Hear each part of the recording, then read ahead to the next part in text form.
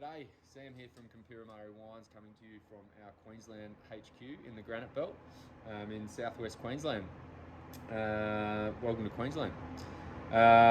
End of the day here in the winery, and that means beer time, which is always a good time. So just kicking back on the only seat that I've got in the winery, which is also the forklift.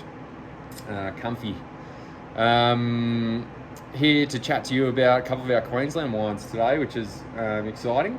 And hopefully a little bit different for most of you guys, because there's not a lot of Queensland wines produced. And yeah, was hoping to kind of get out in the vineyard, but it's a bit of a horror out there today.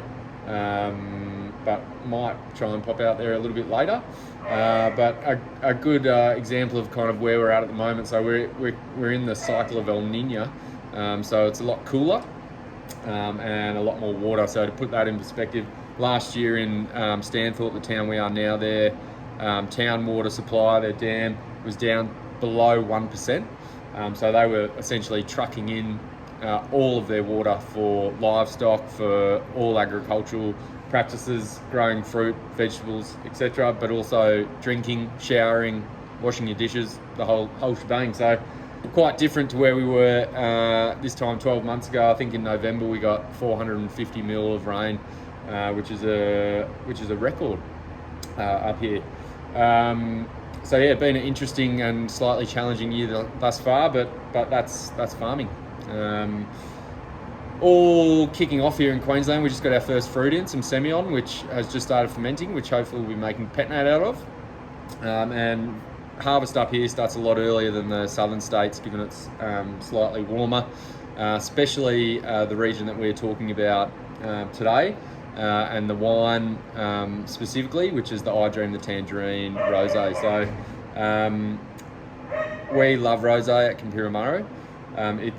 But we've got quite a defined style that we like, and we're not that into that really salmon-hued, light, provincial sort of style.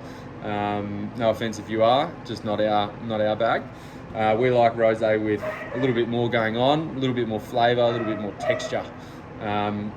So this one, the 2021 vintage, is a little bit different to usual, because our normal grower here on the Granite Belt actually lost all of his Sangiovese to an early frost last year, unfortunately. So we sourced it from another Queensland wine region called the South Burnett. Quite a different region to the Granite Belt where we are now. A lot warmer. Soil structures are quite different, not so much granitic, it's more aged volcanic sort of soils. So quite different fruit essentially that you get from up there, but still did a beautiful job. So that region's about 4 hours from where we are now, 4 hours north. So essentially Sangiovese just pressed off, really slow, really long sort of cycle to extract as much as we possibly can out of the fruit. And then we keep things pretty simple here. So all indigenous yeast, fermented through, racked a couple of times, went through Malo this year because acids were quite high, and also provides a little bit more stability when you make wines with minimal sulfur and that sort of thing. And then all aged in stainless steel, and we actually thought it needed a little bit more fleshiness and a little bit more structure and texture, so we added a little bit of another one of our wines, the La Douce Tropicale Skin Contact Verdelho, which really gave it some mid-palate kind of chewy textural components, almost like that iced tea like